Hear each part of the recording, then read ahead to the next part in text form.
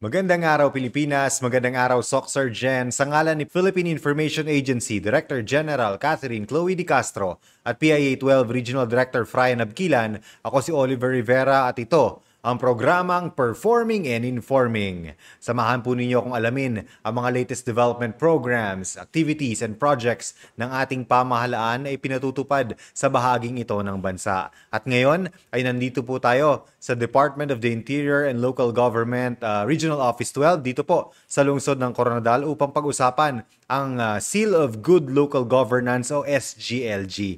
We have with us today, it's a pleasure to have our guest po ngayong episode na ito, si Ma'am Genevieve Morales Basel, ang LGOO5 at ang SGLG Regional Focal Person. Ma'am Jen, ang inyong pagbati po muna sa ating mga manonood. Okay, magandang hapon po sa ating lahat and of course sa ating Secretary ng Department of the Interior and Local Government, Secretary Remulla, and of course sa aming butihing Regional Director, Attorney Rochelle D. Mahina Isero, at sa lahat po ng mga tagapanood sa mga talakayan ng PIA 12, magandang hapon po sa ating lahat. Alam po natin, Ma'am Jen, busy po talaga ang DILG ngayong mga panahong ito, especially pasok lang ng new batch ng ating mga local chief executives at kaliwat kanan po yung ating mga ipinatutupad na programa. But for this episode, we will be talking specifically about the SGLG. Naririnig po natin ito madalas, Ma'am Jen. Ano po ba itong SGLG para po sa kaalaman ng ating mga ordinaryong residente ng Region 12? Opo. Okay, no, Sir Oliver. Magandang tanong po yan. For those na hindi pa po familiar sa SGLG. So, ang SGLG po or Seal of Good Local Governance is not just an award. It is a commitment.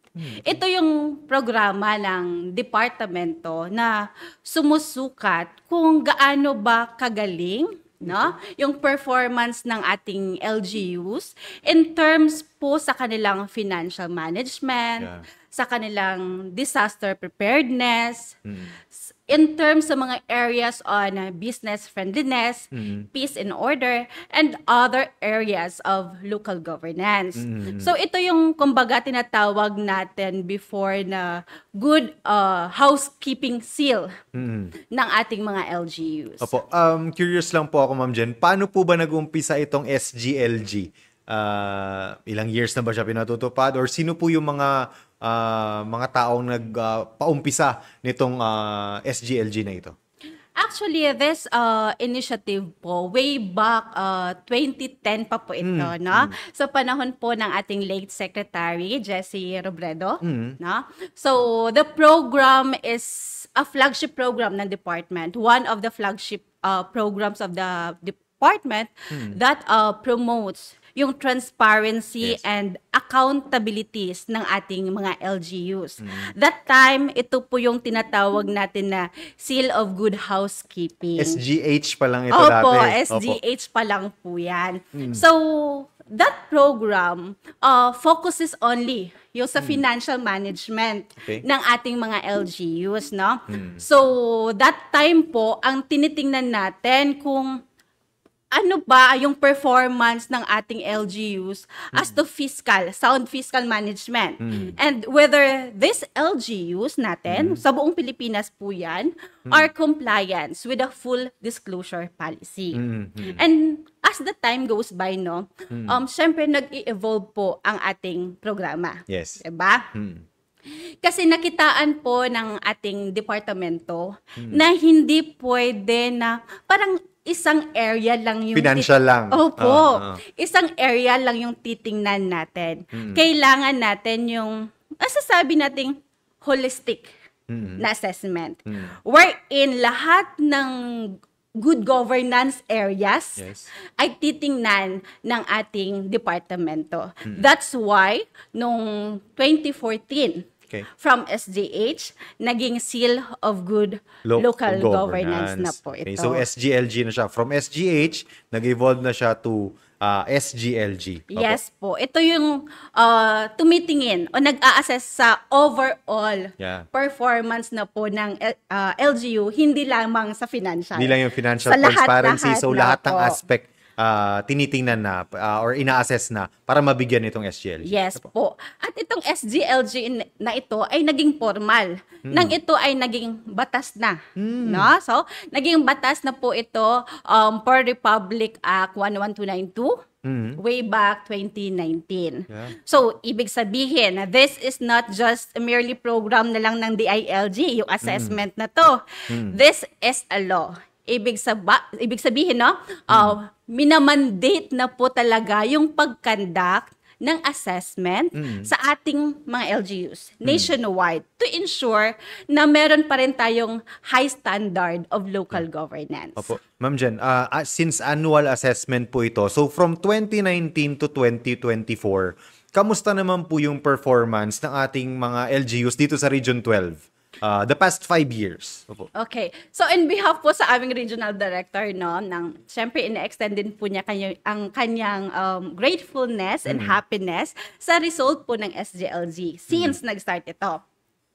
So, despite ng mga challenges that time, previously, lalo na nung pandemic. Yeah, 2019, 2020. Yes po. Opo. So, kung nag-start po ang SGLG 2014 to 20, yung latest is 2024 na assessment. No, we are very proud na progressive. Improving po talaga yung result ng SGLG natin. So, we're happy to note that from 2019, we are able to produce 5 LGU passers. And then, nung 2022, from 5, naging 9 LGU passers po tayo. Then from 9, noong 2023 naman po, naging 13 LGU passers po tayo. And nung last year lang na assessment, we were able to produce 28 Wow. LGU passers. So parang sobra pa sa doble yung Opo. last year, 'di ba? So if we have noticed yung trend performance trend ng ating assessment, Yes. mataas po, improving po talaga ang Region 12 as to local governance. So, ganyan po katibay yung mga LGU natin. Consistent talaga yung LGUs natin. And then, yung iba naman po, nagka-catch up sila. Yes Ma'am Jen. po. May mga LGUs na 3 to 5 years consistent as SGLG passer. Merong LGU naman na nagka-catch up. Yan. Ngayon, last year lang po yung naging passer ng Passer SGLG. sila. Sige Yes po, Ma'am Jen, since we have marami pa tayong oras, pwede natin isa-isahin ano po yung mga LGUs natin na nakapasa or nabigyan nitong awards po na ito based po sa inyong data. Okay. If you will just focus on last year assessment, sir, no, from Cotabato province, we have 8 passers last Sige. year. We have, of course, yung Cotabato province, Kabakan, Kidapawan City, Magpet, Midsayap, Mlang, Pigkawayan, and Alyusan. So, yan po yung 8 LGUs from Cotabato province na nakapasa po sa SGLG last year. And for Sarangani naman po, we have here 5 LGU po yung passers natin. We have Sarangani Province, Alabel, Maasim, Malapatan, and Malungon. And for South Cotabato, dito po yan. No? So, we have South Cotabato Province, Coronadal City, Polomolok, Tantangan, Tupi. 5 po yan lahat. And for the last province natin, ito yung Sultan Kudarat. We have yung passers natin for 2024, Sultan Kudarat Province, Bagumbayan, Colombio, Calamansig, Lutayan, Lambayong, Palimbang, President Quirino, and the city of Tacurong. So, 9. siyam po tayo. Overall, 28 LGUs po ang nakapasa natin last year. Sige po. Included, ma'am, ang General Santos City. Yes po, sir. General Santos City. The lone HUC ng Region 12. Kasali po doon sa 28. Opo. Yes po. So, ma'am, 28, ilang percent kaya siya, ma'am, sa lahat ng LGUs natin sa Region 12? Okay, we are 53 LGUs including the province. So, nakapag-produce tayo at least 53%. 53% din. Opo, na Opo. LGU passers. Ano po yung mga results natin, ma'am? dun sa 28 out of 53, meron po bang mga yung bumalik na sa listahan ng awardees o may mga bagong pasok din? Yes po, yung as I have said kanina, no, may consistent talaga Yeah. na passer since annual man kasi itong assessment ng SGLG at meron talagang first timer Yes. na mga LGU passers Yung dito Sultan sa Kudarat, region. ma'am, 9. Yes po, yes po. Marami po ang nakapasa sa Sultan Kudarat. Yes po, sir. Opo. Ma'am, ano yung mga areas na nakikita natin na medyo mahirap po i-comply? Medyo nahihirapan yung iba nating LGUs po. Actually, kung babalikan po natin yung assessment CY 2024, may mga indicator na medyo mahirap i-comply last time na assessment, no? Ito yung mga indicators under business friendliness, yung sa tourism, and yung sa financial administration. So, although mahirap siyang i-comply, kami as a department, parang maganda naman siya. It's okay. Kasi those indicators na mahirap i-comply, that is the way niya parang mag-push Mag-push pa, sa kanila. mag-level up pa ang mga LGUs as to good local governance. Sige po. Ma'am, itong sa governance area, for example, health compliance and responsiveness o yung HCR, ilang percent or ilan yung LGUs natin na nakapasa out of the 53 po? Okay, marami po tayo. Isa-isahin natin ito, ma'am. Yes Sige po. Marami po tayo nakapasa under this health compliance and responsiveness. So, out of 53 LGUs, no, ang nakapasa po sa atin is 48 LGUs, which is 96% po yan. And then, under naman po sa sustainable education, 47 LGUs po ang nakapasa, which is 94% po yan overall. Under naman sa youth development, 44 LGUs po ang nakapasa, 88% po yan. And under sa safe, peace and order, 43 LGUs po ang nakapasa, which is 86% po sa kabuuan. Sa disaster preparedness po, 42 out of 53 LGUs ang nakapasa, which is 84%. Under environmental management, 41 out of 53 LGU, which is 82%. Okay. Social protection and sensitivity, SP. we have 41 LGUs na nakapasa, which is 82%. Ito yung sinabi namin kanina, no, na mahirap na mga indicators. Ito yung under sa business friendliness and competitiveness. 39 LGUs out of 53 ang nakapasa, which is 78% lang po tayo. And under naman po sa tourism heritage, 39 LGUs po ang nakapasa. So, 78% din po tayo. And sa financial administration and sustainability, Ito yung medyo mababa. yes po, ito na yung pinakababa natin. 35 Out out of of 53 LGUs, which is 70% po tayo doon. Ma'am, paano natin kinakandak yung assessment? Since na-mention po ninyo na annual siya, sino yung nag-assess sa mga LGUs? DILG lang ba? Or meron pa parang interagency na partnership? Paano po? Actually, this is an annual assessment, composed of course ng DILG, pero may mga partner agencies po tayo and may mga CSOs. Paano yun, ma'am? Nakaschedule ba kayo na pupunta doon sa mga LGUs? Or surprise ba ito? Paano yung Yes natin? po, ma'am. Yes po, Sir Oliver. No? Every year, nag-i-issue po ang department ng DILG Memorandum Circular. Doon po naka-indicate yung mga timelines of implementation, including doon sa assessment and calibration and national na awarding. Doon po nakaset ang mga timelines natin. So, ang mag-a-assess, ma'am, is from the regional level lang ba? Or meron from the national DILG na pupunta sa mga LGUs? Actually, from the local, Yeah. from the provincial hanggang regional, hanggang Ganun. national po yan. So, ganun po. talaga yung screening. Meron pa tayong tinatawag na national validation kasi, sir. May mga LGUs po ba tayo na nag-stand out this year?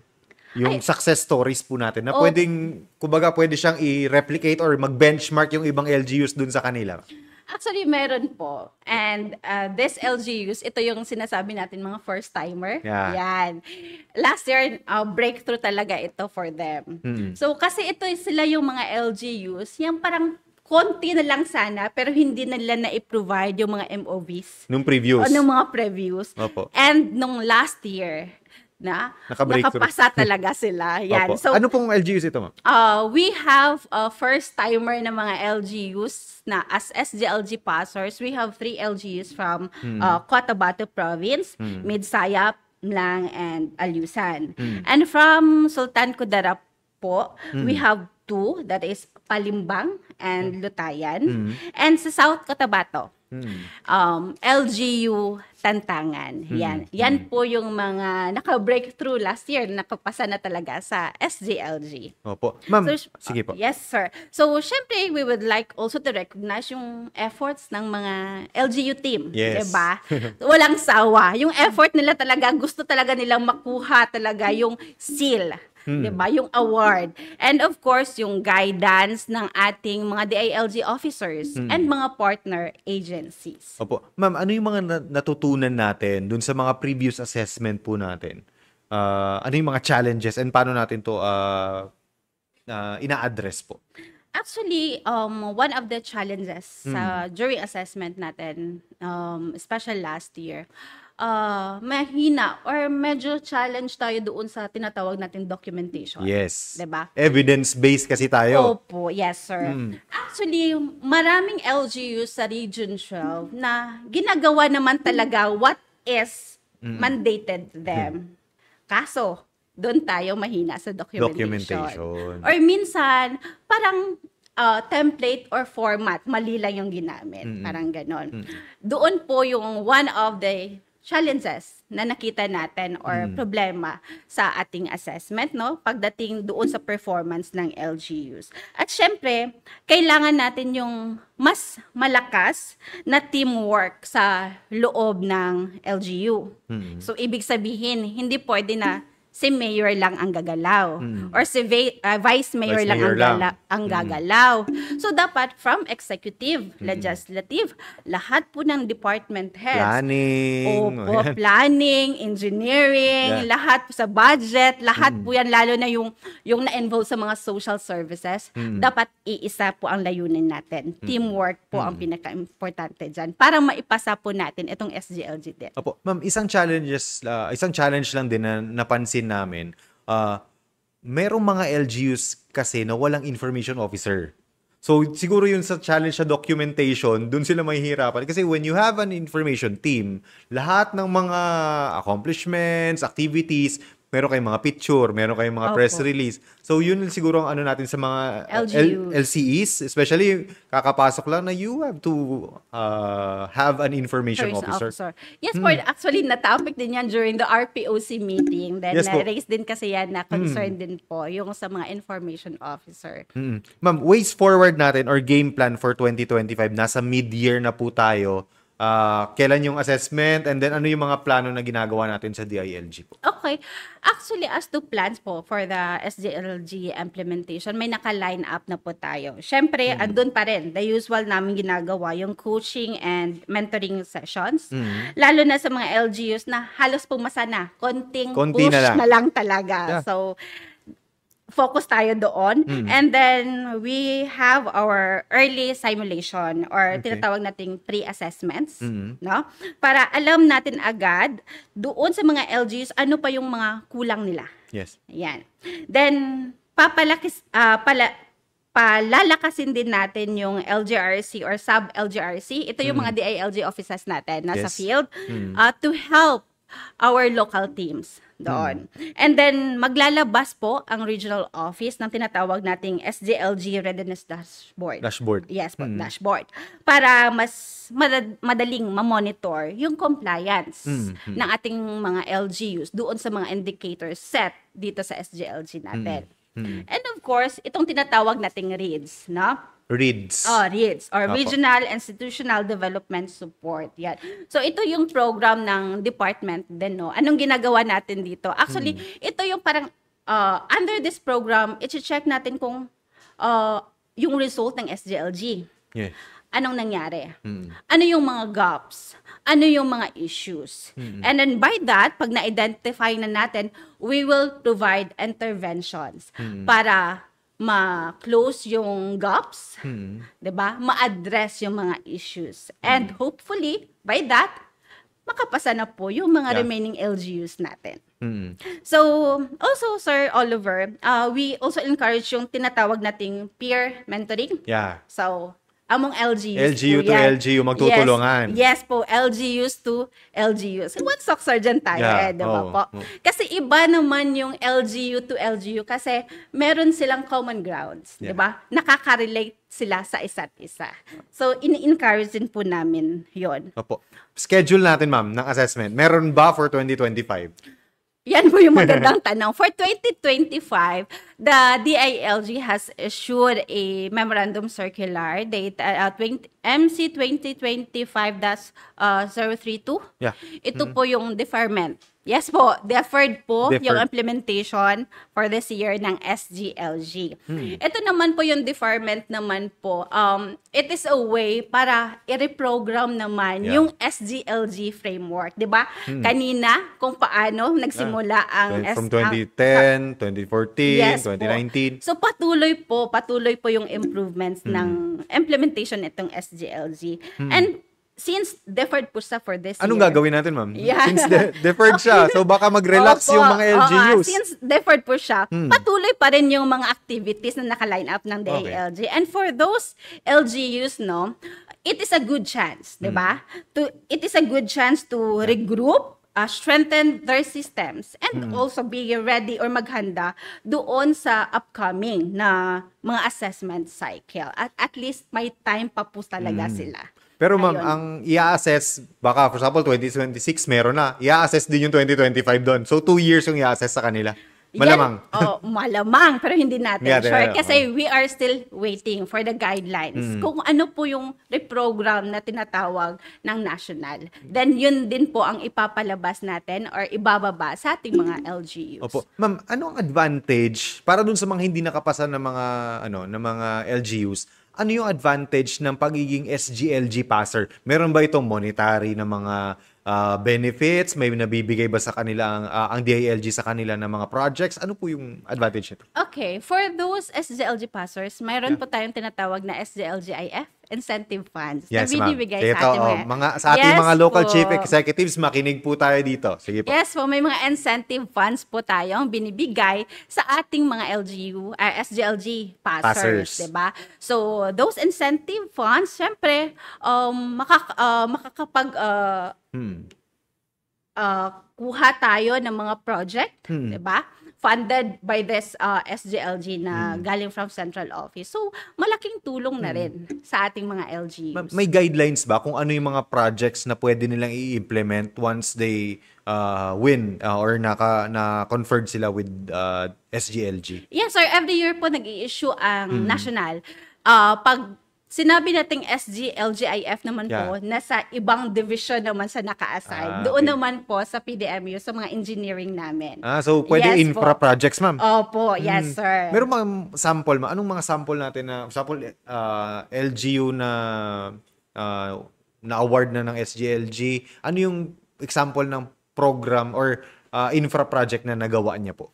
Actually, so we have mga schools. Yan, Pwede mga schools. samples po yan. Mga infra projects po. Pwede rin kalsada, patubig. So, opo. depende po yun dun sa LGU. Opo. Sila mag-identify. Actually, may mga, yung sinabi ko po, may set of guidelines na ini-issue every year kung paano natin Okay. i-utilize yung SGLGIF. Ma'am, yung balikan ko dun sa business, medyo nahihirapan sila. Part ba dito, ma'am, is yung compliance nila with the anti-red tape? Yung ARTA? Yes po. Tapos, sir. and then meron din, ma'am, na dapat ang mga LGUs ay automated na yung kanilang renewal of business one-stop shop, mga ganun. Ano pa po, ma'am? Ano pa po yung mga natin, ma'am, sa business? Medyo kasi doon nahihirapan yung ating mga LGUs sa business friendliness and competitiveness. Ano pa yung mga challenges kaya na natin? For business. Actually, yun yung Question. Oo, yun yung question. Kasi, Bakit? mas halos dumadami, every year kasi dumadami yung indicators. Yung nag-ano tayo ng mga standards, mas high na mga standards. Kaya nahihirapan ang ating mga LGUs. And then, ma'am, isa lang din napansin ko is for the financial administration and sustainability, yung transparency natin, dapat nakapaskil ba yung kanilang mga projects? May nakapaskil? Ano yung mga ano nila dito? Under po yan sa full disclosure policy. Full Dapat disclosure aware policy. po, aware po ang ating mga LGUs. Yan. Opo. Sa mga financial. Kung saan pumupunta yung mga budget Yes. ng ating mga LGUs. Opo. Sige ma'am, before we end our program, baka meron pa po kayong mga announcements sa ating mga LGUs muna and then sa ating mga viewers po. Okay. For the SJLG, Deferred tayo? Deferred po tayo officially since may DILG issuance naman po. And we will just wait for the detailed na guidelines kung paano natin i-implement ang SJLG in the future mga years, kung ano ba. So, antay-antay lang po tayo, sir. Ma'am, LGUs na kailangan ng assistance, saan sila? Diretso sa MLGOO or sa regional office? Siyempre, for those LGUs na gusto talagang pumasa, meron tayo diyang mga field officers. So, willing po sila na magbigay ng mga technical assistance. 24/7 po yan. Open line po ang ating mga field officers. So, makakasiguro ang ating LGUs na itong mga DILG officers on the ground are properly trained, ma'am. Alam ko, meron kayong mga annual training, sunod-sunod from the central office na mga trainings po. Yes po, sir. May mga trainings kami every year. And as to implementation ng SJLG, meron tayong yearly din na orientation para at least aware sila kung ano ba yung mga specific indicators na kailangan ma-meet ng ating mga LGUs po. Sige po, maraming salamat. Kung wala na po tayong other announcements, maraming salamat po sa ating guest, ang SGLG Regional Focal, si Ma'am Genevieve Morales, ang LGOO 5 po ng DILG Region 12. Thank you very much din po sa ating Regional Director, Attorney Rochelle Mahina-Isero, sa pagpapaunlak na mag-conduct tayo ng episode ng Performing and Informing dito sa kanyang opisina. Opo. Sa ngalan ni Philippine Information Agency Director General Catherine Chloe De Castro at PIA 12 Regional Director Fryan Abquilan, ako po si Oliver Rivera at ito ang programang Performing and Informing. Magandang araw, Soc Sergeant.